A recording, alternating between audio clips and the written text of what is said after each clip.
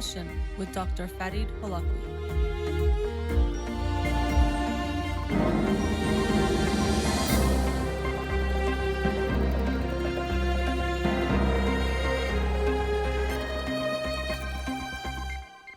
Good afternoon and welcome to In Session. I'm your host, Dr. Farid Holakouee, and I'll be with you for the next 2 hours here on Radio Hamra. Studio number to call in, 310-441-0555.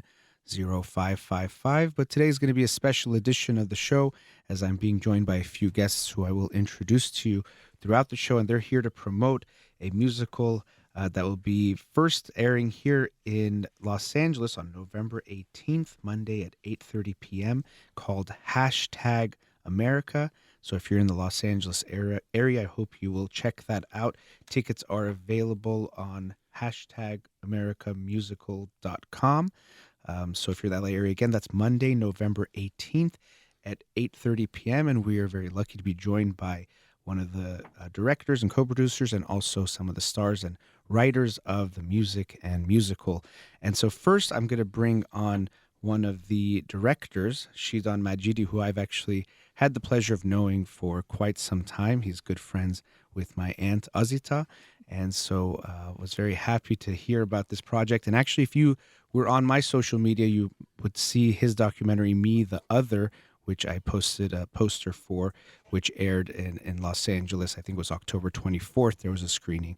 But he is involved in lots of very interesting projects, including this musical, #America, which I will bring him on in a second. First, wanted to tell you a little bit about him. So, Shidan Majidi has been working on Broadway for most of his career. The past couple of decades, he has worked on some of the world's most beloved musicals, including Cats, Les Miserables, Miss Saigon, and The Phantom of the Opera. He's also worked on the Academy-winning film for the musical Les Miserables. He was the associate director of the North American tour of Miss Saigon, and he recently created the documentary film Me the Other, which I was just talking about, which is about the lives of 12 students from very diverse backgrounds living in Michigan. The film has won the Buddha International Film Festival and Docs Without Borders Film Festival. He is currently in Los Angeles as a co-producer and co-director of #America for a presentation of this exciting new musical that will be introduced as a concert on Monday, November 18th at 8:30 at the Catalina Jazz Club in Hollywood. Shidan, thank you for joining me today. Thank you so much. What an honor and great pleasure to be here. Well, I'm so happy to have you on today to talk about this exciting project, and very excited to have Anthony and Jennifer, who I'll introduce onto the show later on. But maybe you can start us off talking about what made you want to be involved with this project and what it is, as we tell the listeners a bit about what #America really is. Yeah, just to connect the dots, Jen, who is going to be introduced shortly, and I worked together on Miss Saigon. And through Jen, I met her fiance and soon-to-be husband, Anthony Federov, former American Idol finalist. So I've been friends with them for over a decade, and they recently, about 3-4 months ago, had a concert version of #America in New York City. Mm-hmm. I was very honored to have been invited to the rehearsals, and it was at the rehearsal, and having just done Me the Other, which really explores issues of our humanity and not what divides us, but what sort of connects us as a human race. And seeing, being at the rehearsal of #America, I felt that the themes were so similar in terms of what Me the Other was trying to accomplish and what # was trying to accomplish. And that as artists, I felt like this sense of urgency that we all felt in terms of where are we at as a human race, Mm-hmm. and where do we intend to go, and how can we make the connections so that we start bridging the gaps. And # through music really allowed me to find the connections, not just intellectually, but emotionally. Music has that power, and it's this universal language that makes those connections. And Anthony is so brilliant, so talented, and the cast that we have is just, Broadway stars. We're very lucky to have them here in Los Angeles. So when David Armstrong, who we miss, he's not here right now, he's coming to LA next week for rehearsals, but David, who is a former artistic director of Seattle's Fifth Avenue Theater, a very prolific regional theater company in the States. At the rehearsal, I was really honored that David asked me to join the team as co-producer and co-director. And I think what I brought was the sense of how can we tell the stories in addition to the songs. Traditionally on a Broadway musical, we have what we call a book that takes the audience on a journey of the story. And we kind of agreed upon the fact that maybe we should have a documentary that accompanies the musical and allows people to make the connections through personal storytelling. So not only are we going to hear the personal stories of our very diverse guests, but also we have this other element, which is a screen, which will tell the stories of Americans, the general public. So as the show tours around the country, we will also have a camera that goes to these different parts in America, and we get to hear stories about local people. Who are Americans? You know, what is our makeup as citizens of this country? What connects us? What divides us? What do we feel about these issues that are seemingly setting us apart just through fear, through stereotypes? And how can we, through listening to each other's stories, make the connections so that we will build the new America that we're living, that we're hoping to present for the next generation? And this is what #America does. It's a hopeful musical that is about connecting hearts. You know, what you said what's dividing us, and unfortunately almost everything is dividing us now. It's hard to have a conversation about almost anything without it becoming divisive and people taking sides and labels and hurling insults at each other. And that's something that I found interesting when you were telling me a bit about this project, is that it's trying to create conversations, create discourse, and also getting to talk with Anthony and Jennifer before we came on the air today as well, that's what we want more of, and realizing that it's also about empathy and understanding one another rather than judging each other. And so going around and telling people stories, that's a lot of what my show tries to be about as well. That's another connecting piece here, is that people call in and they share their stories, and I'm very grateful when people do. And today's edition of the show is a little bit different because I get to be joined by you guys, but people share their stories about what they're going through, and people can relate to it. And even if they don't relate to it exactly, they can connect with the pain in some way. And all of that, makes us more connected rather than divided. And so I think it's great that you guys are doing a project that is about bringing about awareness, but not just awareness about some issues, but overall making us more aware of each other. And I think that's really cool to have that mindset for a project. And even the title itself, #America, I think it's very interesting because we see a lot of people online talking about different social issues, which is great, and that can have a certain impact. But until we start translating those, posts and, tweets into action, we won't get very far. And so we need to make sure we do that. So I'm very happy to have you on to talk about this project. And, if you can tell us what made you, what was it that grabbed you that said, I want to be a part of this? Was there anything that sparked that interest really strongly that said, I want to be involved with this project? Yeah, I mean, beside the obvious talent that's involved, Sure. and the great music that I can't wait for the audiences to hear, I think there's an urgency in the times that we live in, and I think it's up to every individual to look at this as an opportunity where we really are at a moment, to quote a song from the show, Sing SOS, we're at a moment of emergency, not only in the country but on our planet. This is a time when we need to really pause and reflect and understand that we've been so consumed by, I think, all the wrong definitions of the meaning of life. For me, the purpose of life is to understand what's deeper inside each and every one of us. I personally like to call that place the soul or the spirit.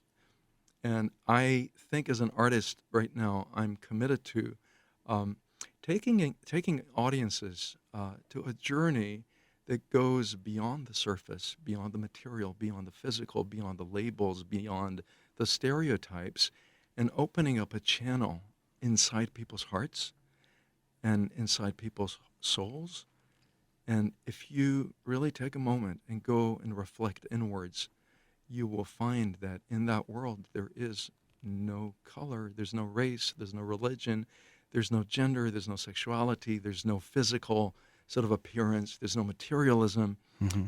It's a world of compassion. It's a world of reaching to your higher self and understanding the higher values and inspirations for life. And when you reach that place of compassion for your fellow human beings, that's when really we become human beings, and we become beings that hopefully will set aside our prejudices and make connections that transcend divisions. Hmm. It's a place where children are at. And I really want to take people to that place of innocence and childlike behavior without censorship, without barriers and borders and divisions. And for me, Anthony Federov represented exactly that. Hmm. And his heart and his soul speaks loudly through his art. And for me, that was just a point of absolute attraction. And Mm. I felt very aligned with this vision. Nice. Yeah, and I'm looking forward to bringing Anthony on, and probably the next segment. I'm looking at the time to talk about what inspired him and what he's created and helped create. I know with the help of others, which is really inspiring. But hearing you talk, it's interesting looking at that, connecting to something deeper in the inner humanity, and not thinking about these labels. And I kind of see this process we're in, where because everyone is not being treated equally as human, first we have to talk about all the labels to make sure everyone gets included on this journey, that all humans are equal, whatever your race, ethnicity, sexuality, gender, whatever that is. And then once we get to that point, I hope we get to a place where those things will have less meaning. Right now, they have to have meaning because we're dividing using those things. But it's like, if I was going to meet one of your friends and I wouldn't say, wait, does he have brown eyes or blue eyes? Like, I just wouldn't care about that, right? Right. But unfortunately, there's all these things that we care too much about, like race and sexuality and things. And so until we see that inner humanity and connect and value everyone equally, I think we'll have to talk about some of these issues and talk about the labels and things. I'll talk about on my show how I don't want there to have to be a like Black History Month, because I want it to be so part of American history that it won't have to be a separate month, or a Women's Day, because men and women will be treated so equally that we won't have to have a separate day to make sure. It's almost like we're remembering we're still not equal yet, which, it's good that we're going towards that, but I almost look for the day where we won't need that anymore. So I think it's great that, the essence of this work is about getting people to see that inner humanity, that we are all equal. And also, as I was mentioning before, to not just stop at just thinking about it or tweeting about it, but taking action on these very important issues. And as I mentioned, after the break, we'll get to be joined by some of the stars of the show, and also Anthony Federov, who was instrumental in creating this whole project, and I'll let him talk about that. So we're talking about the musical #America. And again, if you're in the Los Angeles area, Monday, November 18th at 8:30 at the Catalina Jazz Club, you can go check that out. Again, I want to make sure I'm saying the website right, #AmericaMusical.com. That's where you can look for tickets. And even we might do a ticket giveaway later on in the show. So keep listening. You're listening to In Session with Dr. Farid Holakouee. I'll be right back.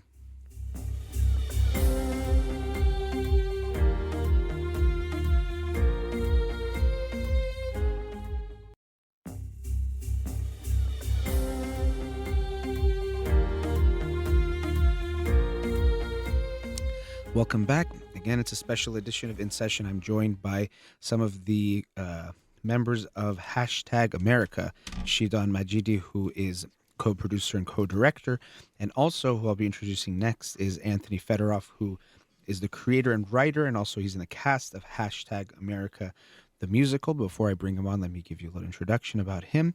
Anthony Federov rose to fame as the 4th place finalist on season 4 of American Idol.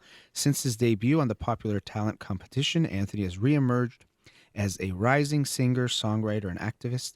He's a proud member of Broadcast Music Inc., and his song placements include Tete Combo, King of Kings, co-written with producing partner and Grammy winner Jeeve DeCornay, in the short film The German King, I Begin Again, co-written with Grammy-winning songwriter Bill Grainer and recorded by Britain Got Talent winner Jai McDowell, and Jump Into the Fire, which hit into the top 10 EDM songs in Europe in 2016. Anthony's music can also be heard on the Discovery Channel, National Geographic, and the TLC season finale of What Not to Wear. Anthony's latest concept album, Calling on You, co-produced with Grammy winner Jeeves Ducournay, was successfully funded from an inspired 2000 Kickstarter campaign, and this concept album celebrating diversity, acceptance, and social justice through music has served as the beginning ideas for a new musical experience, which we're talking about today, #America, a docu-musical. Anthony, thank you for joining me today. Thank you so much for having me. And so we're going to talk a lot about the musical, and Shidan gave us a little bit of an overview of that. But talking to you before the show, I was really inspired by your own personal story, and I know that ties into the creation of #America. So maybe we could talk a bit about you. I was really amazed by your story, and you're an immigrant yourself, and coming to America when you were, I think, 9 years old from 9 years Russia. old, yeah.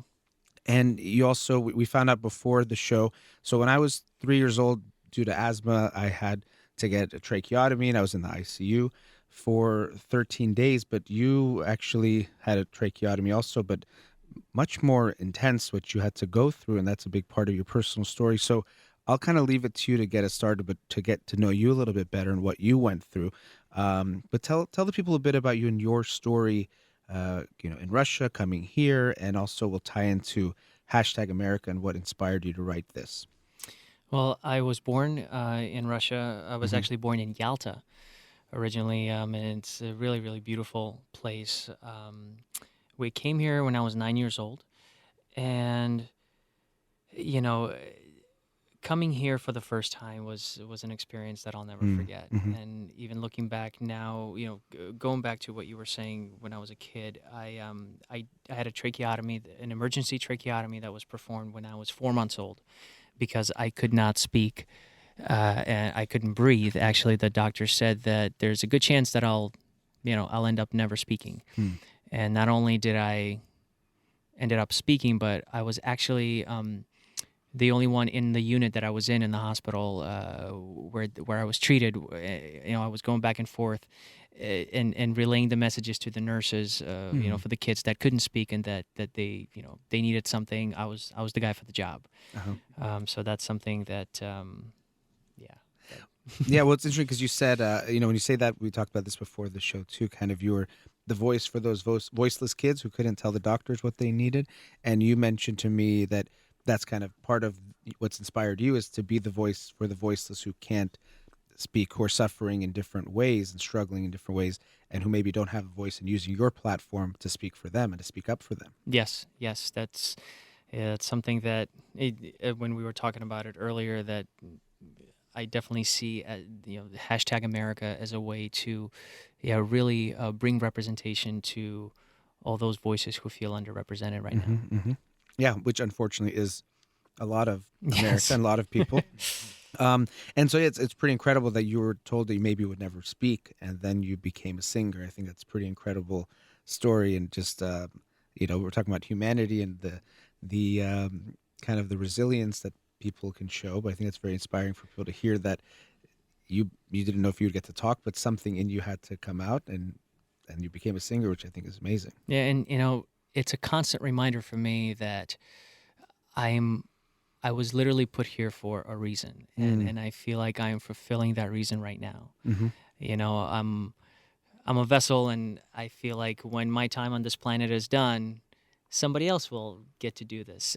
So I'm just trying to make the most out of my time while I'm alive here, and lead the kind of life that our son can be proud of, and I can also inspire our son, who's 6 years old. Lead by example. And I feel like every time I see my scar, it reminds me of why I'm here and why I feel like I was saved. Yeah, and for me, it's also the fragility of just human life, and not taking it for granted, and then making the most of whatever days we're giving, whatever abilities we're given. I've Absolutely. read a lot of books on just injuries to the brain and things that happen, and then you see how intricate and complicated the brain is, and how lucky we are to function, because just some small things can go a little bit off, and you see huge unfortunate changes in people. So yeah, that reminder of that fragility, and I think that's also a reminder to try to take care of one another better. Absolutely. As well. Yeah. Absolutely. So now you moved here at the age of 9, and you talked about this kind of feeling of, okay, the American dream and coming to America, this incredible place. And when I heard you say that, it reminded me of how a lot of times when we see something from far away, it can seem very beautiful. But when we get up close, we see that it's not exactly what we've idealized it to be. And Hmm. there's definitely some good there, but then you see some of the bad and the ugly as well. And I got the sense from you that that's part of what inspires you. I know it inspires me is that seeing America does have all these great ideals, but trying to live up to them even more, helping the country get to that place or to think about what's not there, and then realizing not everyone gets an equal access to the American dream that we talk about. So I know you talked about this feeling of coming here when you were 9. And so what do you remember experiencing then, and what do you now feel about the American dream or that America that you now see?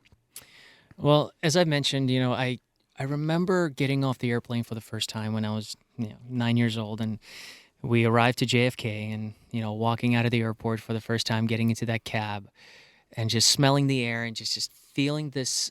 I had this feeling of, okay, we're free. We came to a place where anyone can be anything, make their dreams come true. Mm-hmm. And of course, I was scared. I was nervous, but I was really excited, and I was hopeful for the future. And I think those are the ideals of what our country is supposed to be about. Mm-hmm. It's a place where everybody comes from somewhere, and we're a melting pot of these different colors and backgrounds.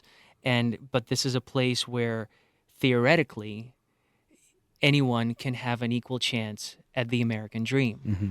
And what I find now, being 34 years old, being a father, and just kind of seeing the way our climate is, it really breaks my heart. And one of the things that I'm personally fighting for with this show is I'm fighting for that 9-year-old self, Mm-hmm. because the truth is, yes, there is the ideals of what our country is, but that's not what our reality is. That's not what our reality has been from the very foundation. Mm-hmm. We cannot say that we are the leader of the free world while being founded on genocide and slavery. Mm-hmm. Those two things can't exist in the same sentence. So with creating the show, I want to use this medium to open up these conversations and to continue to, just reach out to people, because it's important for us, all of us, to take ownership of the imperfections of what our country is, because I think part of being an American, again, if we're talking ideally, is to own the imperfections, Mm-hmm. because as humans we're imperfect, and we, when we're putting out these messages worldwide that we are the leader of the free world, part of that has to also come with, but we have gone through some dark times, and we have to own those dark times, Mm-hmm. because from ownership and responsibility comes empathy, understanding, and any chance at real meaningful change that we can actually make going forward. Yeah, and I think, like you said, it's on the national level or global level, it's the same as the individual level, where recognizing our flaws is not a bad thing, but sometimes whether it's another person or ourselves, we think we have to just see it as perfect or good, or to say, if you say anything negative about it, then that means you don't love it. Whereas actually, when you truly love something, you want it to be as good as it can be, as strong as it can be, right? So Absolutely, yeah. just giving empty words of, oh, you're perfect, nothing's wrong with you, it might kind of feel nice in the moment, but you're going to let some things pass that actually are hurting the person, or ways that they actually could be better. I mean, you're a singer, so I'm sure you had to go through periods where people gave you notes of like, how can you sing better, right? And so if someone just came to you and said, Yeah. you're a perfect singer, you're a perfect singer, you're a perfect singer from day one, you wouldn't actually get to grow as an artist and as a singer, right? You had to Yeah. get that feedback of, like this part's good, but if you do this, it'll actually be even better. And that person loved you more than the person that would have just said, you're perfect, you're great, nothing's wrong with you, Yeah. But sometimes we think it's become, unfortunately, I think part of, like, this is what they call it, patriotism, or maybe more nationalism, that if you love America, you can't say anything bad about it. Everything about America now or in the past even had to have been perfect and beautiful and great and the best country in the world and all that.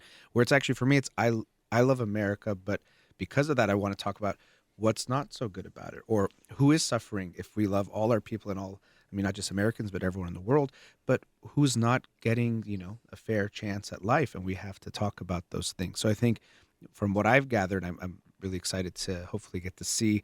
I was talking to you guys, but maybe at least catch the end of the show on Monday, November 18th. is seeing what you guys are talking about and bringing awareness to these issues, which I think is really great.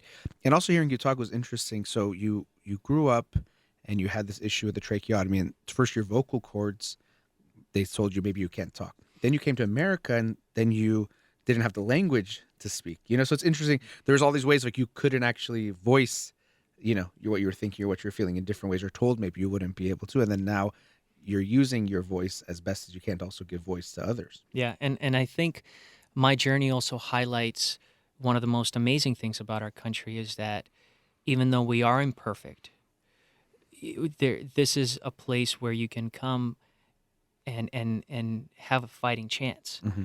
And for me, I have the freedom to be able to at least talk about the kind of future that I want to build for my family. Mm-hmm. And, so if we focus on that and make sure that those opportunities are equal for everybody, then we can get a little bit closer to those ideals that, I felt when I came here when I was 9 years old. Mm-hmm. Yeah. No, I think that's great. And I think I'm very excited to actually play some of the music from the show. And actually one of the first songs, and we're going to play it, I think after the break might be a good time, is you rewrote the words to the national anthem, which I think is really cool. And in recent years, the national anthem has become a big controversial topic because of Colin Kaepernick and the kneeling, and is it honoring our veterans and all these types of things. And also that parts of the national anthem could have some racism that's left out of the version we tend to hear. So it's an interesting topic, but you rewrote the words and sang it with a few of your idol buddies, but maybe you could tell us a bit about that. Yeah, so when Colin Kaepernick started kneeling, to bring attention to systemic racism, I reached out to a friend of mine. He's also in the cast. His name is Kyle Carter. Kyle, if you're listening, shout out to you. So I reached out to Kyle and I said, hey, I'm working on this track. I have this title. Hang on a second. We're talking about. I'm going to back up because I'm talking the national anthem. Yeah. Okay, Yeah. we're going to back up because there's another song that talking about Colin. There's another song that we have on the show called "This Is Why We Kneel." So we'll get to that in a minute.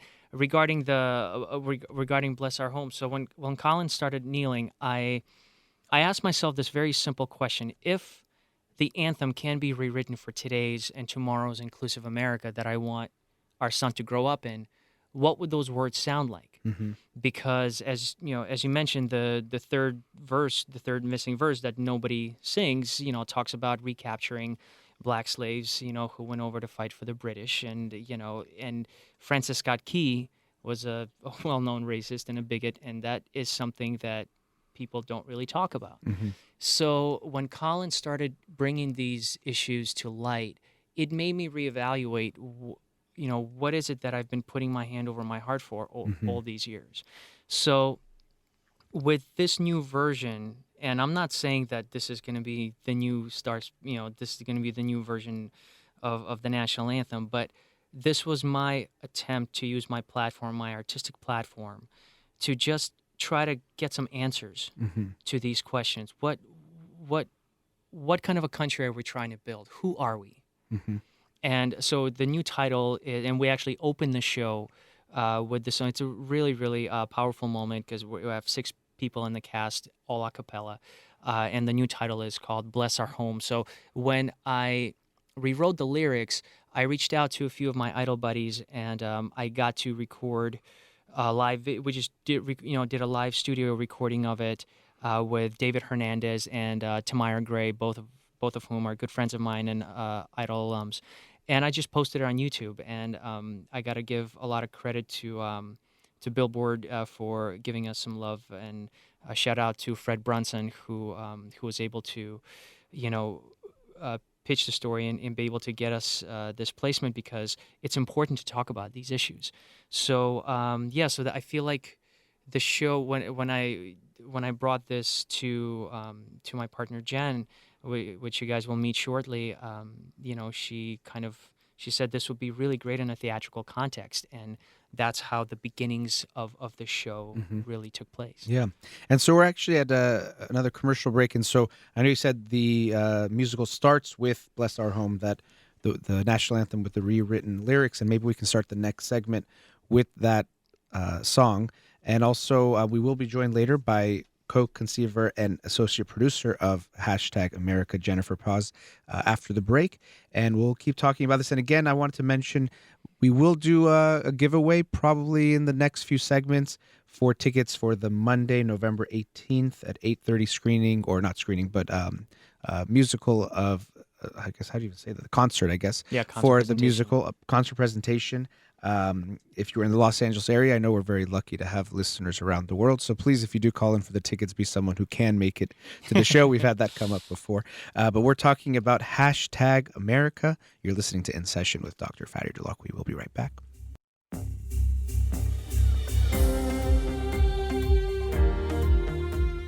Welcome back. Again, I am joined by the members of #America, the docu-musical, Shidan Majidi, who you got to hear from before, who is a co-director and co-producer, and also we spoke with Anthony Federov. And Anthony, you created and wrote this, and as we talked about before the break, the national anthem, that was a big, in a way, turning point, or that's the way I understood it, in making this into a musical.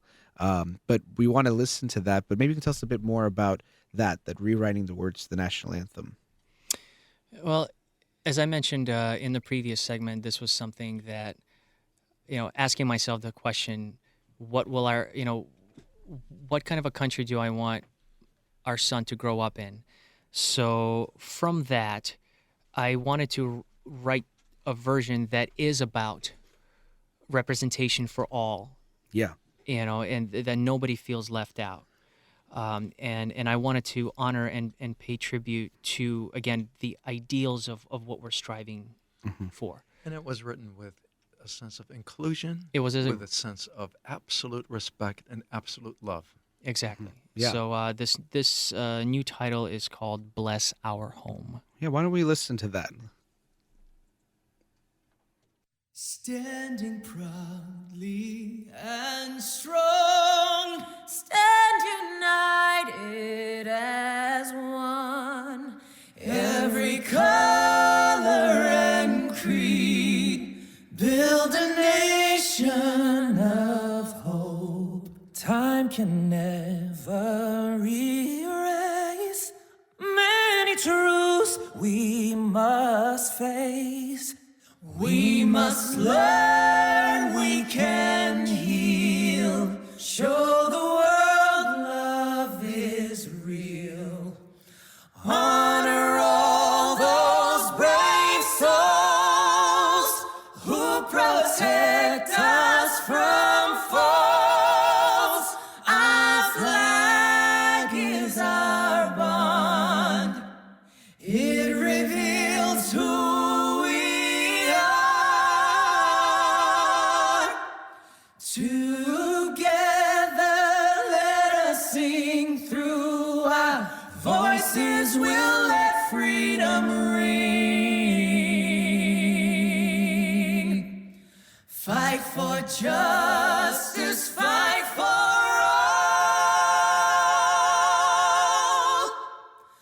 Bless our country, bless our home.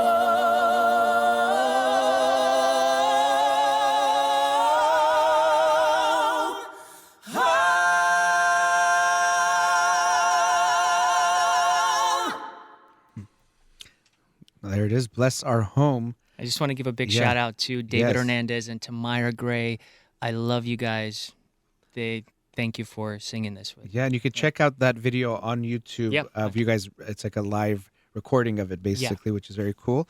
And I think that's what the message of the #America is about, is including everyone, and also, but bless our home.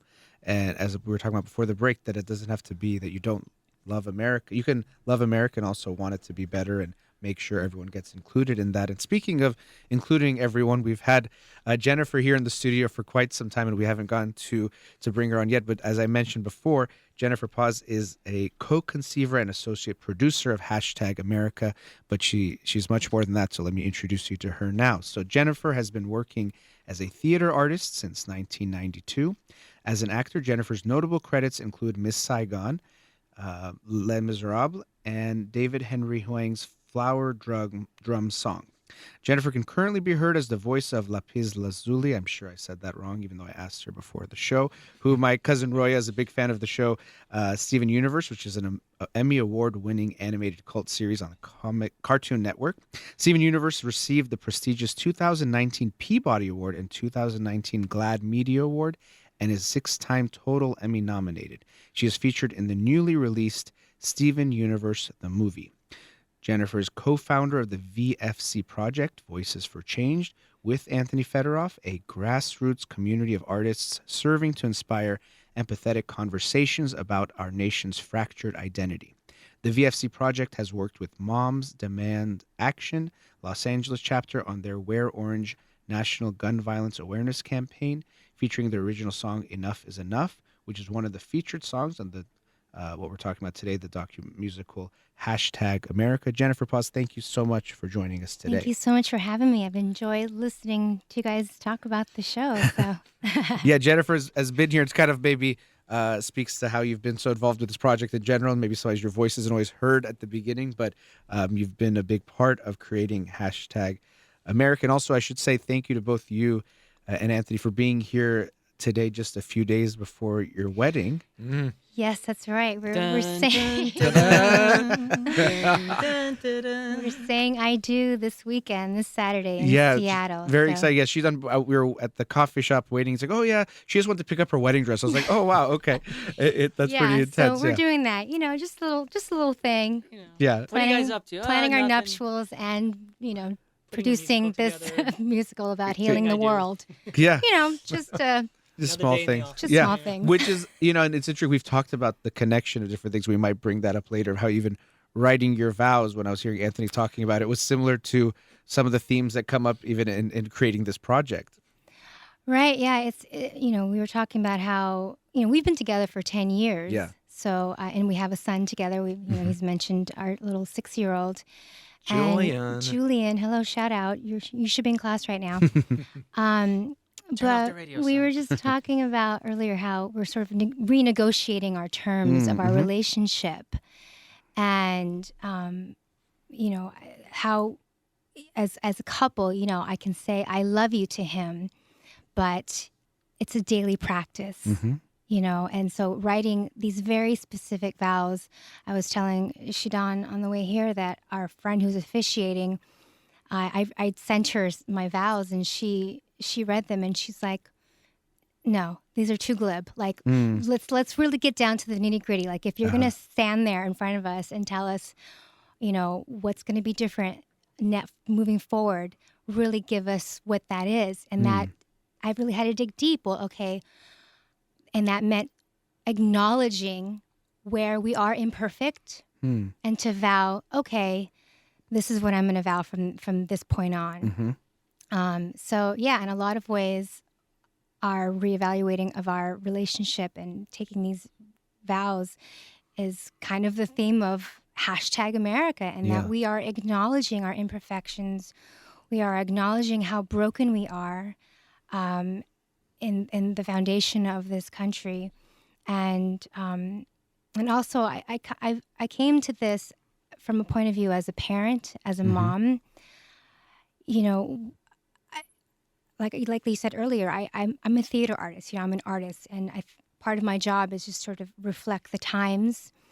But also, in a way, I get afraid to talk about things, these really hard things. But I don't think we cannot talk about them anymore. Right. Yeah. And one of the turning points for me was when we were 5 months pregnant with Julian back in 2011, and I watched in horror the Sandy Hook shooting, those elementary kids. And I just remember caressing my 5-month belly and thinking, oh my gosh, this is what I'm bringing my child into.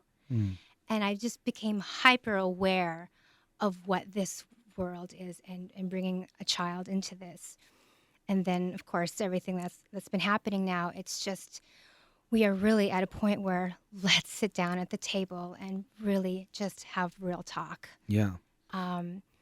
So #America. #America. Here we are. And like you said with the wedding vows, that you want to make sure they're very genuine and real. But then if they're not followed with action, then they're just going to be They're just going to be fluffy words. words. We're going to Right. be in a pretty dress Yeah. with flowers. Who the heck cares Right. about all that? Let's like really get down to why we are here. What are we promising? Right. And how does that look like as a daily practice? Exactly. And so similarly with hashtag America, Yes. and you guys can tell us about the title and where that comes from, but making sure things don't just start with words and end with words of just saying an Right. empty, kind Right. remark, but if you can do something about it, to do something about it. So maybe you could tell us even that title, So that hashtag title, America. yeah, as we were sort of, I was looking at the body of the work and all the songs and the constant theme of it all.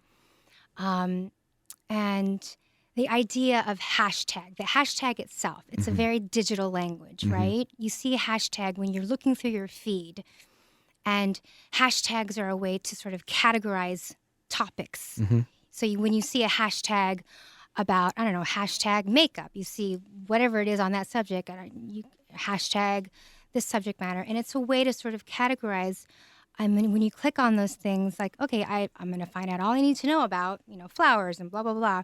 So it's a way to categorize, but I think it's a way to bring about the same points of view on a subject matter, and the idea is to find those same like-minded people, but at the same time in that subject matter. But I find it's becoming a way that's dividing us. So when you look at the actual title, the way it's been structured, it's hash, and the word itself, hash, is defined by, to come to an agreement after a vigorous discussion. Right. Let's And hash that's- things out. Let's Yeah. hash things out. And that's what we're constantly doing now. You see it in our news feeds. Like, there's one side, there's this side, but what is it that's connecting us? How can we find civility in this subject matter, and how can we find common ground so we can move forward from that? So that's why I wanted hash to be highlighted. And as you can see, tag is in parentheses, again, to just sort of a play on that word, hashtag America. And in the title, you can see that the I in America is upside down, sort of signifying as an exclamation point, like, this is urgent. We need to talk about this right now. And if you look at the way the word is even stacked, the hash into tag, and if you look at where I is, you can kind of subliminally see that it's S-H-I-T, like we are S-H-I-T deep in this. Let's talk about it. And then it's even kind of tilted, like we're a little off. Let's talk about that. So that's kind of how it came about. So, Yeah. And when I brought it up to Anthony, he was like, I think that's the title. Because that's one of the hardest things as creating a show, is finding that title that's going to stick. So I just felt like that really sort of covered a lot of what we, were talking about as far as just dividing subject matters, but coming together to figure out what it is we want to agree upon.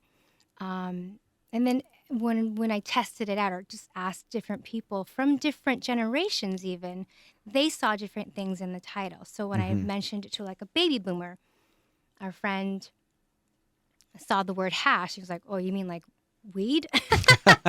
And then I showed it to another friend of mine who's a millennial, and she saw the word tag, and she's like, oh, that's like street art, like, tagging a building. So it had, everyone's Right. Or, I saw tag and I thought when it says hashtag America, it's like, tag America, you're it. Like, you need to do something about it now, sure. Yeah. And then I showed other people, and they saw the S-H-I-T word. They're like, Yeah. oh my gosh, Yeah. that's what they see.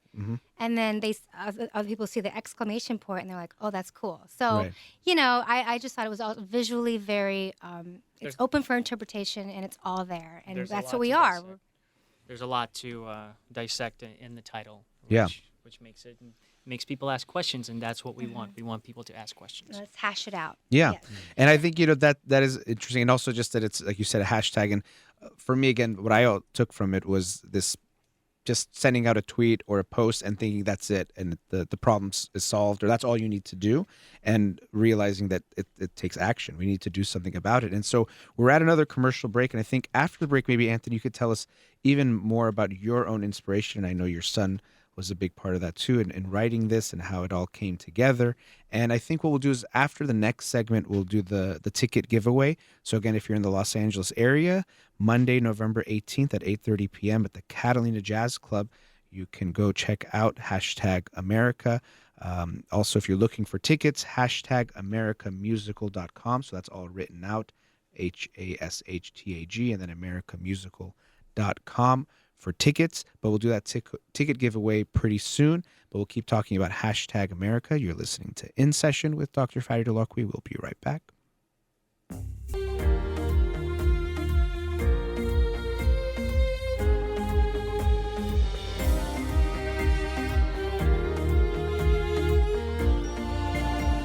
Welcome back. I'm joined again by Shidan, Anthony, and Jennifer from #America, the docu-musical. And so we've already heard Bless Our Home, which was the rewrite of the national anthem with new lyrics. But we do want to hear some other songs. I mean, it is a musical. So Anthony, maybe what's another song that we can hear from the musical today? Okay, so right after Bless Our Home, we go right into this song. This next song is called We All Come From Somewhere. And when I was writing this song, I was really trying to highlight that the true definition to me of being an American is coming from somewhere else. Mm-hmm. Because unless you're Native American, we're all immigrants here. Mm-hmm. And that's the beauty of it. So I felt when I was writing the song, I just wanted to remind everybody about the humility of being an American and the privilege of being an American, because we all come from somewhere. So yeah, let's listen to that. So this is We All Come From Somewhere from #America. It makes me laugh, but not in a funny way, when I hear some people pump their chest and say, you're not American. I guess that ignorance is the remedy to the ugly truth, to the biggest irony. This was never our land. Please understand. We all come from somewhere, just trying to get somewhere, beautiful and complicated, rainbow of different faces. We all come from somewhere, with dreams to get somewhere, love builds a better nation, stop hate and discrimination. We all come from somewhere. I do believe that there is still time for us, but it won't be easy. We must relearn to trust and tear all the walls apart. Lin-Manuel has said that love is love. Let's take a stand, unite for our future, 'cause we're all American. Together we can. We all come from somewhere, just trying to get somewhere, beautiful and complicated, rainbow of different faces. We all come from somewhere, with dreams to get somewhere, love builds a better nation, stop hate and discrimination. We all come from somewhere. Let's make our voices heard today and every day. Racism and bigotry will never be okay. I'm humbly proud to say we all come from somewhere. We all come from somewhere. Beautiful and complicated, rainbow of different faces.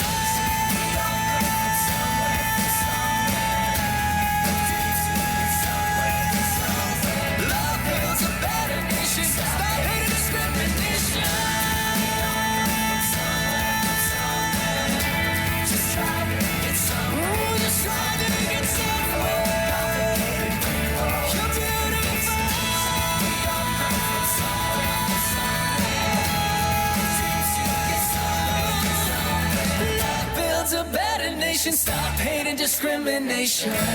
We all come from somewhere.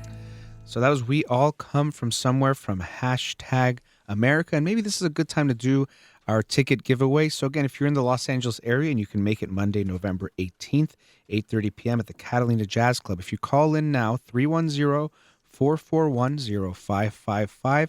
The first caller who also has a question for our guests here tonight today will win tickets, 2 tickets, I believe, right, Shidan? Is that right? Correct, yes. 2 tickets to see the concert performance of #America. So call in now, 310. Can I also Yes. add that the tickets are courtesy of Chris Isaacson Productions, who are very generously sponsoring this event. Cool. So Chris Isaacson, thank you, and there's a pair of tickets being offered to your listeners. Great. So anyone can call in now, 310-441-0555. Ghazal is waiting for you on the phone. She'll be ready for you. So that song, We All Come From Somewhere, and I think that's great because you're saying, I think that's obviously part of what makes America great is this kind of, what you call it, melting pot, or different words of all these different people. But I've thought about this recently because people talk about their heritage, which I think is good. We get in touch with understanding that. Where I think we get into trouble is when people start to compare and compete with their past or their heritage. So what I've seen, even with Iranians, they'll say Persians, oh, we had one of the largest empires and Cyrus the Great and this. And so it's not just in celebrating their past, but saying because of our past, we are better than others. So that makes us better than. And I think that's where's the problem. And it's just like you guys have a beautiful son and your 6-year-old son. To you guys, that's your son and you guys love him to death. And that's beautiful. But it doesn't mean you say your son has to be better than other kids, but you're saying he's our son and that's why we love him. So I think we can love our past and our ancestors the same way we can love a child, where we love them, but we don't try to compare them with one another. So we all come from somewhere, but your somewhere is not better or worse than my somewhere. But in understanding ourselves, we might get in touch with something, but then at the end, recognizing the equality, I think, is so important. It's so simple. Yeah, It is. really is. Yeah, a lot of, I think, important concepts are simple, It's but so hard to, And you know what? implement. Acceptably simple. This is something that I'd like to mention. The inspiration for #America for me was our son. And every time I watch him play on a playground, we'll go and we'll have a good time, and he'll make friends with a complete stranger, like new kid. He doesn't care if this kid is white, black, tall, skinny, whatever. It's all about just, hey, are you a good person? Do you want to play? Do you want to be friends? Now I understand it's a lot more nuanced than for us as adults. But if it is that it is really that simple, if we allow it to be. So one of the other things that I'm trying to push for with this show is if we can just, as adults, as jaded, flawed adults that we are, if we can just go back to the simplicity with which our kids the innocence and the simplicity with which our children operate from, we can be better. Yeah. As individuals, as a society, as a whole, we can be better. Absolutely. So to your point, it is that simple. Yeah. It's simple, but sometimes most solutions are simple, but they can be hard to implement. Like, it's like, even in our lives, it's like very easy to tell someone, just do this. And it's hard. But Right. I think a lot of times it is a simple explanation, and hopefully people, so I see that simplicity through the art, and speaking of the simplicity part, but speaking of the diversity and the talented part, the cast is very talented.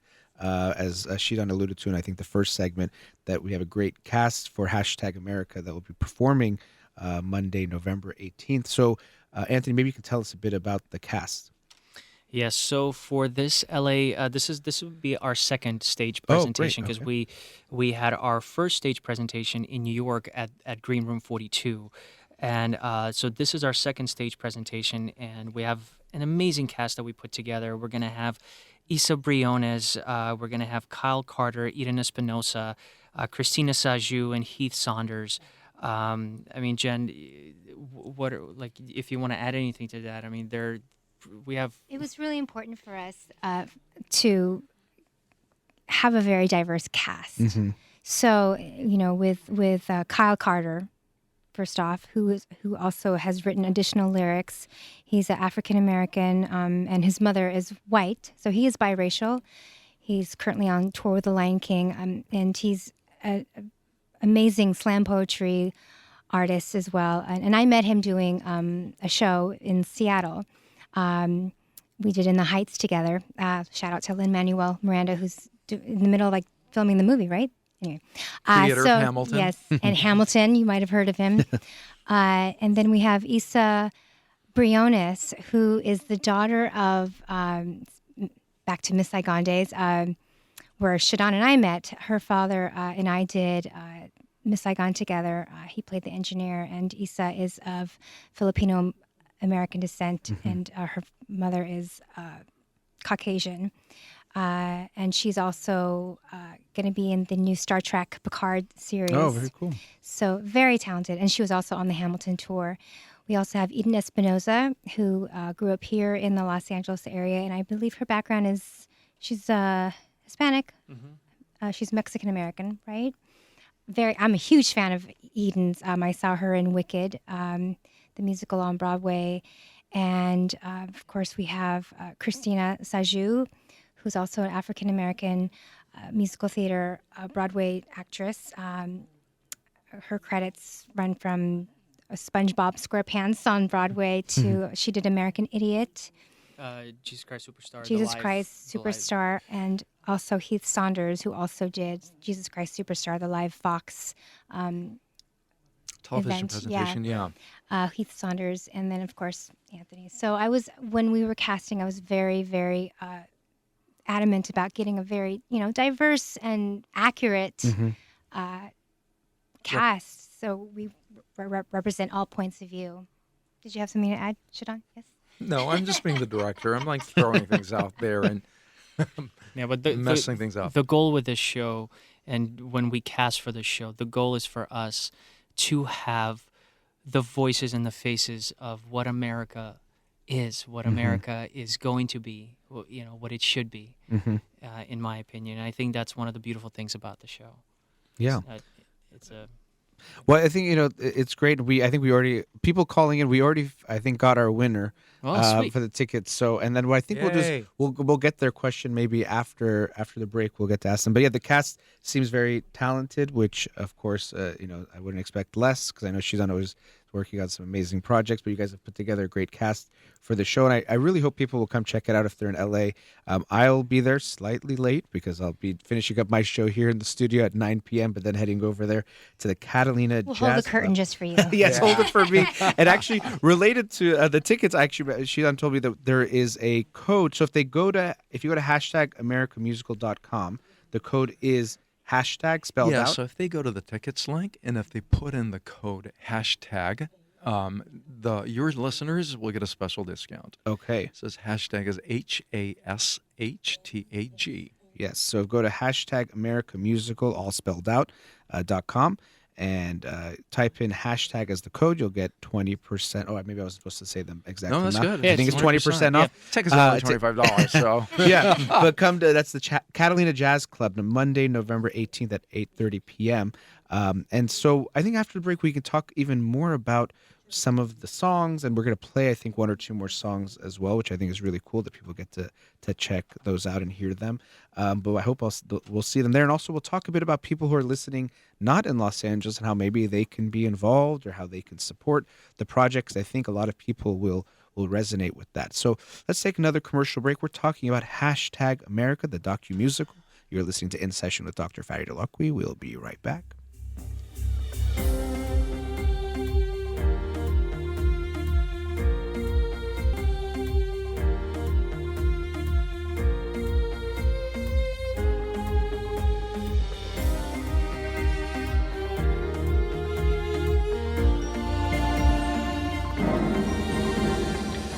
Okay, hi. Welcome back. We are here with Shidan, Anthony, and Jennifer, all from hashtag America, the docu-musical. And we already got our winner for the tickets, so we got some few calls after that. But thank you for your calls and your interest. But again, if you didn't get the tickets or win the tickets, you can still get your tickets at hashtag AmericaMusical.com and use the code hashtag to get a 20% discount on tickets for Monday, November 18th at 8:30 p.m. at the Catalina Jazz Club. Now, Anthony, we wanted to maybe play a few more songs from the musical. So what's the next one you want us to check out? Well, this song is actually not in the show, but okay. the reason I wanted to share this song is because the beginning steps of this project stemmed from this song, and shortly after the after the 2016 election, I just felt that I felt the pulse of the country, and I want to. If you ever seen the movie Avatar. Mm-hmm. I feel like I'm like one of those Navi people where I'm like connected to the earth, and I feel everybody's like, I feel it in my bones. I feel I'm hypersensitive to energies. So one of my good friends, Ray Zaragoza, shout out to her. She's been a huge inspiration for me because she is one of the prominent voices in the Native American community, and she uses her platform, her art, and her activism to really bring attention to a lot of the issues that have been facing our country. Mm-hmm. So Ray and I have been collaborating for quite some time, and shortly after the election, I mean, she was really heartbroken and distraught, and I forced her to have a writing session with me, and I was lucky enough that she was also our neighbor, at the time, and I said, I'm like, Ray, we're gonna write right now. We have to, because that's what we do, and I promise you, I don't know what's gonna come out on the other end, but you're gonna feel a little bit of relief when we're done. So we wrote this song called "Sun Will Rise," Mm-hmm. and surely enough, when we finished, there was a sense of relief on her face and also my face, and we just felt like, okay, things will be okay. Mm-hmm. This is we're gonna have to go through this, but eventually, we'll get back on track at some point. So this song inspired where this project really is now, I would say. So Very cool. Yeah. without So, any further ado, yeah, let's check it out. This is Sun Will Rise. Sun Will Rise. So once again, it's not in the show, but this is where it all started. Okay, let's hear it.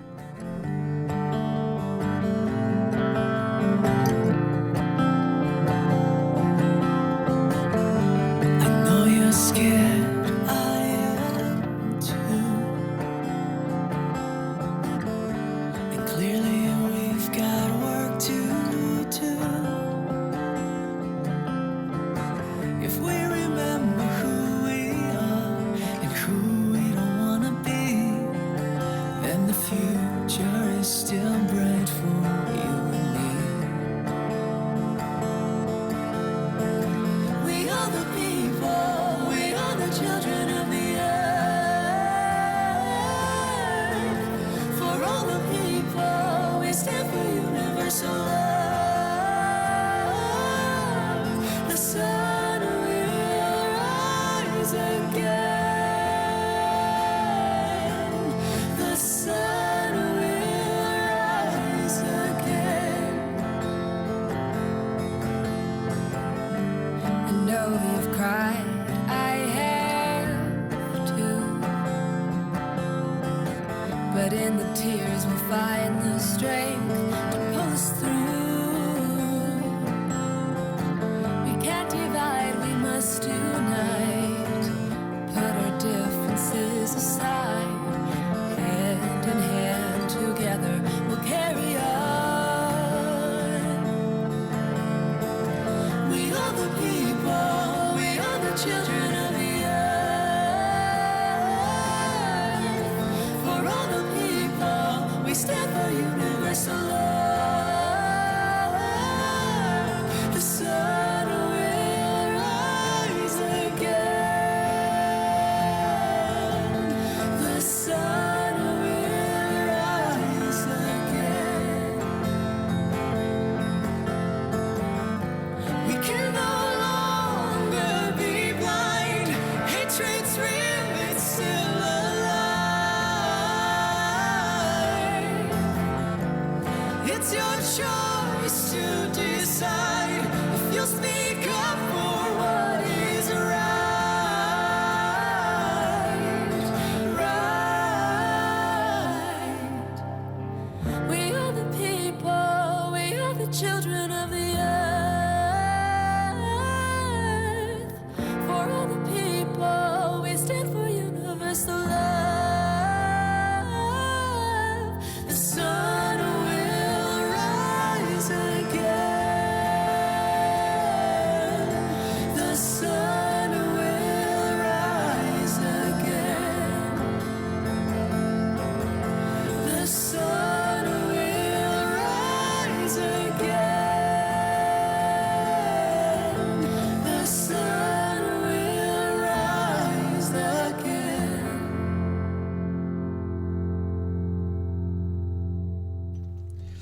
All right. So, you were talking a bit about like that song and what really inspired writing it was almost sounded like kind of to make an art therapy session. I mean, that's obviously the psychologist in me speaking, but that you saw that a friend was in pain and you didn't want her to just hold it in. You thought art would be a good way for her to express that. And you don't have to be an artist on a professional level as some of my guests are today. Art can help anyone release feelings, and art therapy really does work, not just for kids, but even for adults, just a way to express something. Because sometimes Absolutely, yeah. words are obviously the ways we communicate the most, but a lot of times when it comes to feelings and emotions, it's hard to put it into words, and sometimes the art can tap into it better than the words we can come up with. And so I think that's really interesting that you said she had that experience afterwards. It seemed like maybe it wasn't like the problem went away, but she felt a little bit better about the feelings that were inside of her. Yeah. And so it helped her to kind of get that out. I don't know if Shidan, you had some thoughts about that you want to add, or no, that was not. But I mean, I'm so grateful that you're mentioning the arts. I think the arts traditionally have been under revered, perhaps, or underappreciated as a vocation, as a career choice. And as a Persian by birth, I'm really proud to see so many young Persians pursuing the arts. And it's great to see so many film and television credits when you see all these Persian names. Yeah. So for me, this has been a revolution and something to celebrate. And I see the arts as a spiritual ladder.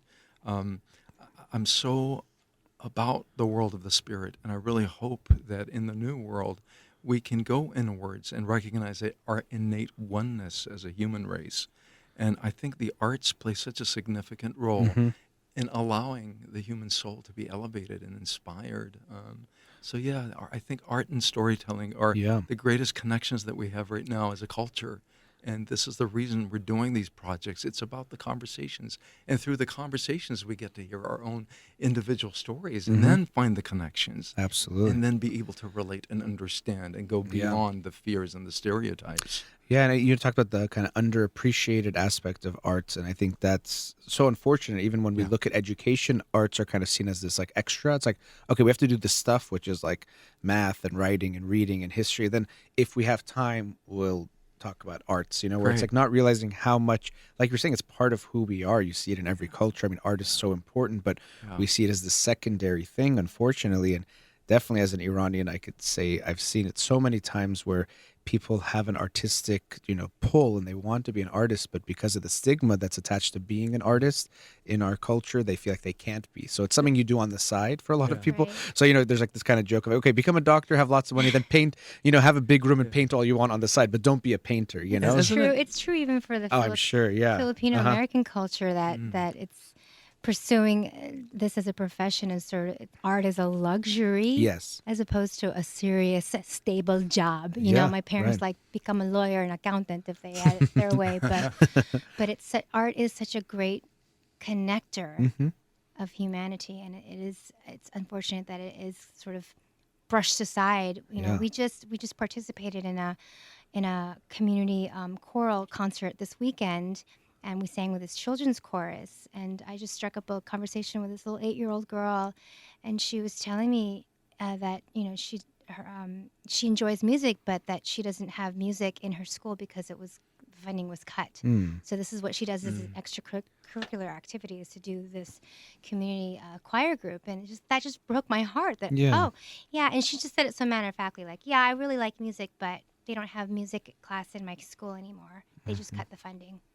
And I think it's so sad because I think when we look at education, it's like we think of it as a way of like filling up kids with the important stuff, but really what it should be about, and even the root word of education comes from a word meaning like to bring what's already within out, and that's what education should be about. And so rather than developing the whole child, we just think of like this knowledge part or whatever we think of as information, which isn't as important as helping them develop. And even for me, socially, emotionally, and there is a movement towards that, which I think is good, like kind of quote unquote emotional intelligence being incorporated into schools. But we're realizing we're missing a lot when we think that by having education, it's just about filling them with some knowledge and not allowing them to expand who they are as a person and develop that in different regards, including the arts. Absolutely, I think is critical to that.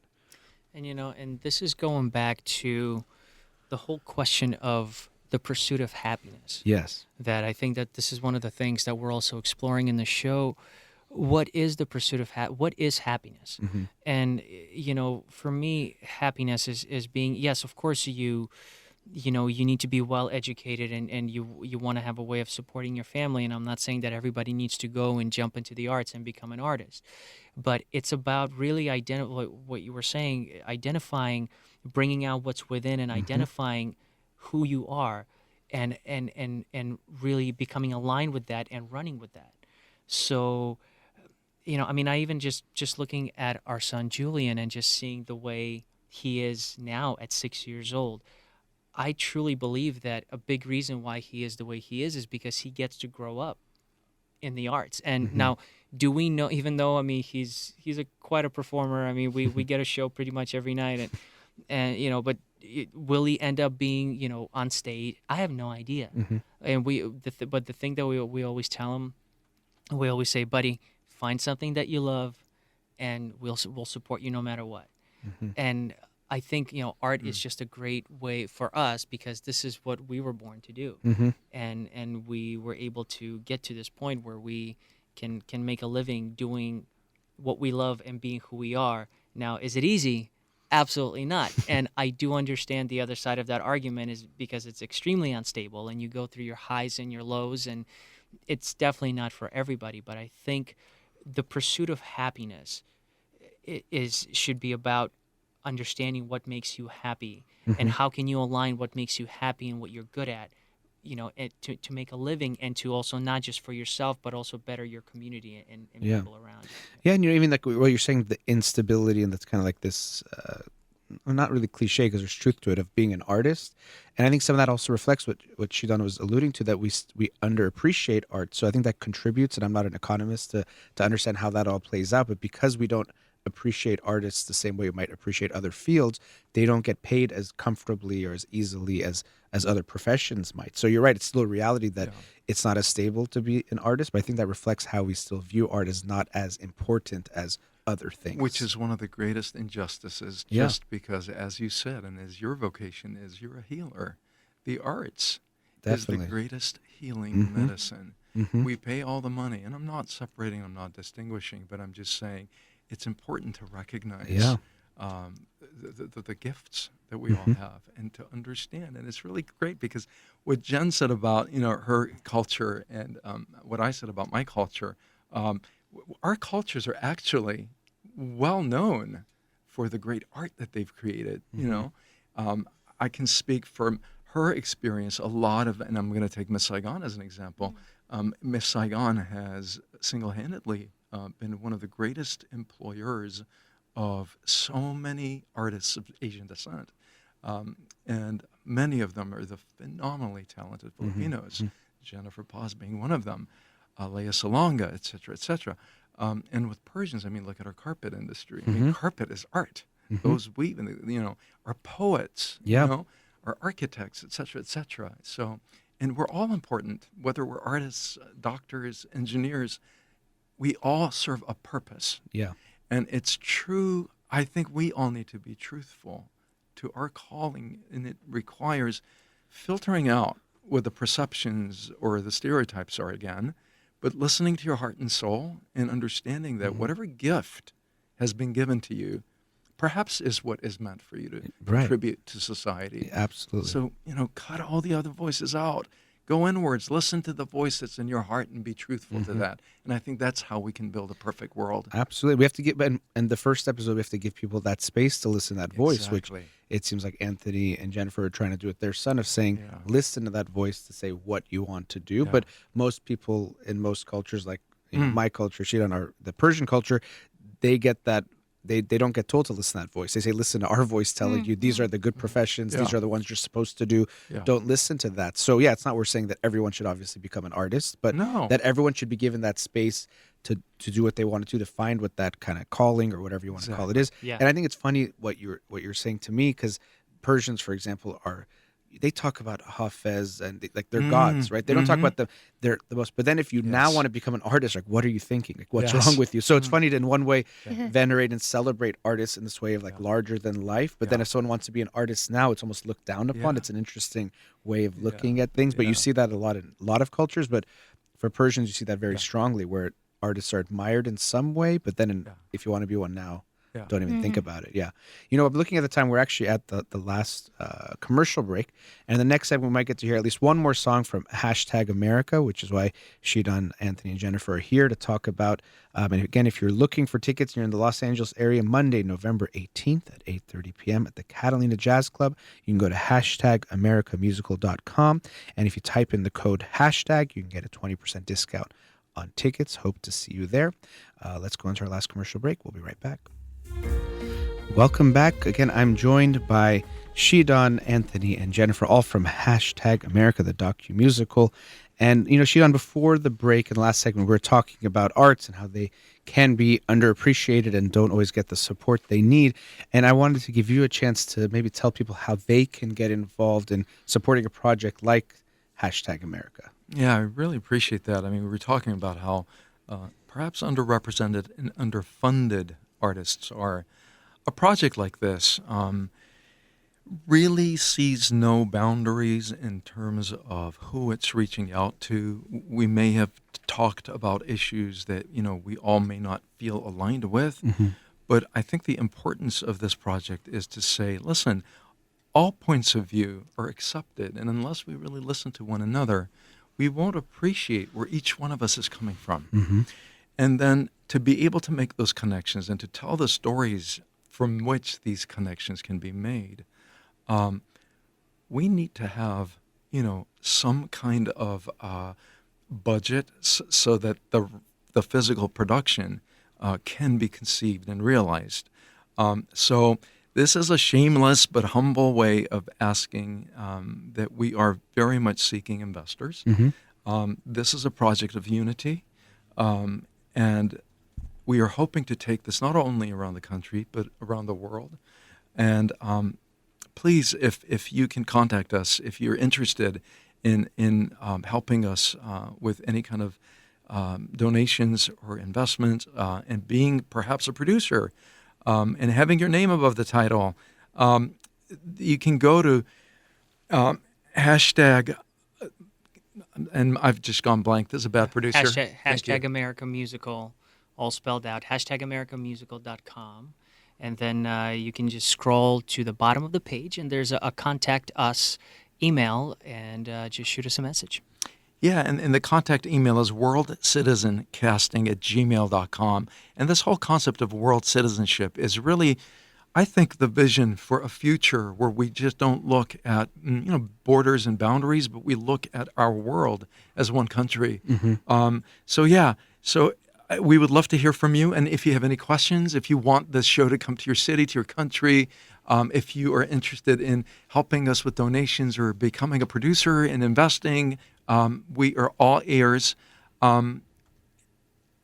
Okay, yeah, and I think, you know, your work, Shidan, I know does talk a lot about diversity. Talk about looking at the world as one country. Even Me, the Other, the documentary that I wanted to have you on before that, but we couldn't figure out the timing with that that you were working on. Also, is about diversity and hearing stories through the people's voices who are experiencing those stories. I know we are in the last second. I want to give time to talk about this, but could you give just maybe a minute or two about that documentary? I know it's a lot of pressure in a short time, but No, I mean, the documentary was exactly, and I always said to Anthony, it's Me the Other. Me the Other, if it was a musical, would be #America. But really, with the stories of Me the Other are 12 students from very diverse backgrounds from 3 different campuses in Washtenaw County, Michigan, and the focus is to tell stories of, you know, people who are labeled as others in our society, and the whole shift is from otherness to oneness, to understand that through listening to each other's stories, we will find that place where we can make those connections. #America does the exact same thing. So we've been really lucky that this film is being booked by schools and colleges and libraries around the country and the world, and it has quite a wonderful life of just not only telling stories, but then allowing the audiences to have conversations and tell their own stories. And this is where, we can, I think, connect with our oneness. Mm-hmm. Yeah, that's great. And so where can people get information on that? Me the Other? Yeah, metheotherfilm.com. Okay, great. Yeah, check that out. Once we hear people's stories, we see things very differently. And I think it's hard to see people as an other once we get to really know them. But it's only when they're far away that they can stay in that otherness. Yeah. And unfortunately, that's what allows for us to treat people poorly, to not care about what's going on for them, to think that they deserve the treatment or maltreatment that they're going through. But once we see that humanity in them, I think it becomes almost impossible for people to deny that they deserve better than whatever it is they're going through. And America is a very diverse nation, which is part of what makes it so strong. And I think that's also a big thing that's celebrated in #America is the diversity. And so we just have a few more minutes. And I don't know, Anthony, if you want to talk a bit more about your own inspiration. I know that Julian was a big inspiration in that, in writing and creating #America. So I don't know if you wanted to share what really inspired you to make this happen. Well, as I mentioned before, our son. Mm-hmm. I mean, really, it's about our son. It's about his generation, growing up in a better place than where it currently is now. I want to help. I want to serve and use my platform to bring meaningful change. I'm not naive enough to think that we're going to get to a place where everything's going to be perfect. But I just, like I said, I want to make the most of my lifetime here. Mm-hmm. And I'm hoping that this show will sprinkle more good into a world of, not so good. Or a world that needs it. And I a think, world that needs it, yeah. And, one thing that happens, and even they study this in research, of when a problem sometimes seems too big, it makes people not want to do anything because they feel like they can't solve the problem. But we're all just doing our part in contributing to making things better. But if we put the pressure on ourselves that either I have to fix racism or I have to fix America myself, then you won't do anything. But if you just think, okay, as you said, Anthony, I want to do my part while I'm here, that's all you can do. That's a great segue, actually, into the last song we'll be introducing. There's a lyric in there that says, it always starts with what we teach at home. Yes. And that's a lyric in Calling on You, which we're going to play shortly. But yeah, I think that our big why is our son, Julian. Yeah. And I think that's, we're trying to make it better for ourselves, but for the future generations. And I think, Shidan, you wanted to mention someone who's also helped out. Didn't mean to segue out of that, but who's helped and will be there the night on November 18th. Yeah, I mean, one of the reasons we're doing this here in Los Angeles is that #America is not only a musical on stage, but there'll be a documentary film that will follow the making of the musical. And it goes around America speaking with the Americans. And to get the support of the industry, in Hollywood specifically, we've been very lucky. We have a bunch of celebrities coming out. And I had the honor of reconnecting with a dear old friend of mine who's become quite the star, by the name of Rainn Wilson, who stars in the series The Office. Mm-hmm. He played the iconic Dwight character. And Rainn will introduce the show. We'll have other celebrities and a lot of industry folk. And it'll be a fun, exciting night. Yes. And we're looking forward to it. Yeah, and hoping to see you guys out there, especially anyone in the LA area. Again, November 18th. At the Catalina Jazz Club. Go to #AmericaMusical.com and enter the code # for discounts on tickets. But let's hear another song, and this is Calling on You, right, Anthony? Can you maybe give a quick blurb before we play this for the listeners? Yeah, so this is Calling on You, and I think this is one of the most fundamental things that the show talks about, which is taking responsibility. This is a call to action to us individually and collectively, because, again, we can't complain about the government or anybody else if we wake up and we don't love ourselves, if we don't treat our friends and family a certain way. So this is really, everything starts at home. Our kids, they take what they see at home and they take it out into the world. And this song is really about that. Hey, I'm calling on you, calling on me, calling on you, calling on us all. Just hear this call and let's do this together. So, Yeah, let's listen to it. So this is Calling on You from #America.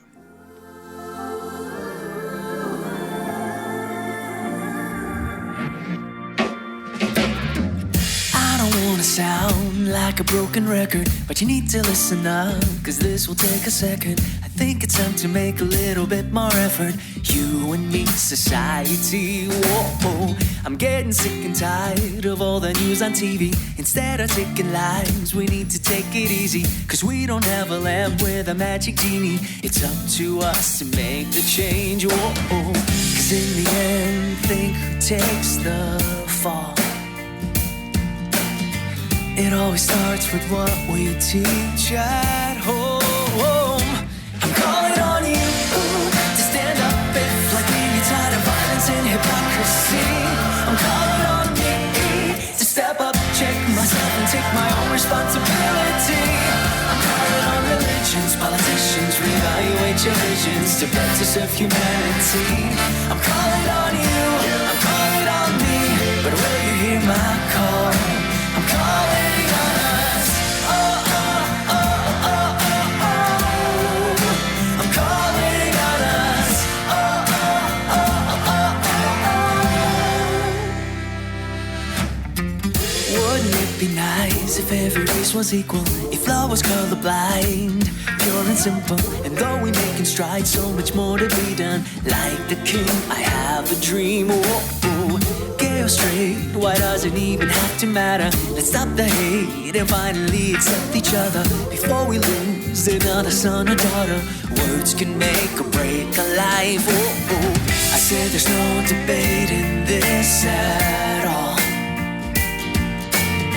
We cannot fail the next generation, cause if they fall, we all fall. I'm calling on you to stand up if, like me, you're tired of violence and hypocrisy. I'm calling on me to step up, check myself, and take my own responsibility. I'm calling on religions, politicians, reevaluate your visions to better serve humanity. I'm calling on you, I'm calling on me, but will you hear my call? I'm calling on us. Oh, oh, oh, oh, oh, oh. I'm calling on us. Oh, oh, oh, oh, oh. I'm calling on us. Oh, oh, oh, oh, oh. I'm calling on us. Oh, oh, oh, oh,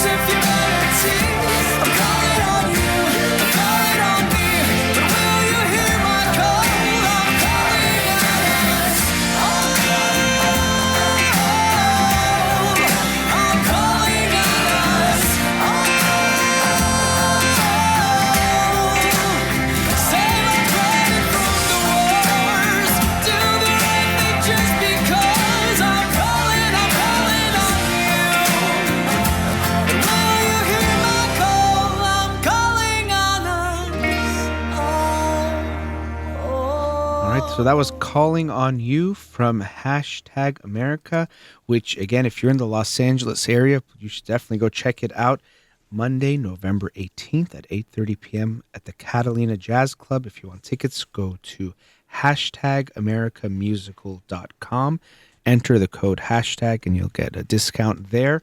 But I want to say a big thank you to my guests and give them a chance to kind of say any final words that they had about the show. But Shidan Majidi, who is co-director and co-producer of the show, Anthony Federov, who created and wrote it, and also Jennifer Paz, who was the co-conceiver and associate producer. Thank you guys so much for joining me today. Thank you so much for having us. It's Yeah, been incredible being able to just hash things out here and talk about No our pun show. intended, yeah. And you're amazing, Dr. Farid. We're so impressed with you. And That's can my I pleasure. Also mention we miss my the gracious David Armstrong, who's the co-producer, co-director.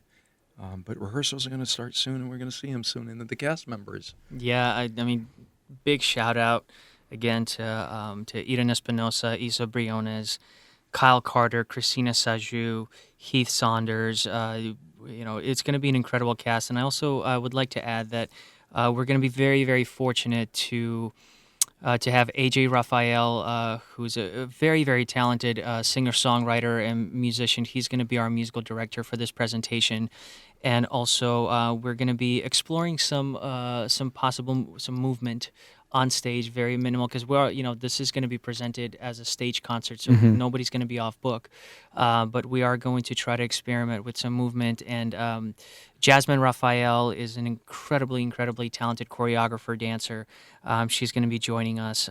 So yeah, we're very, very lucky to have both AJ Raphael and Jasmine Raphael join us for this presentation. Very cool, very nice. I'm excited. Again, I'll be there a little bit late, but I will definitely be there, and I hope to see you there as well. #America. Go to #AmericaMusical.com for tickets. Enter the code #. Again, a big thank you to Shidan Majidi, Anthony Federov, and Jennifer Paz for joining me today. And thank you to Ghazala here in the studio. We had her on extra duties today. Yeah. You've been listening to In Session with Dr. Farid Holakouee. Have a wonderful day.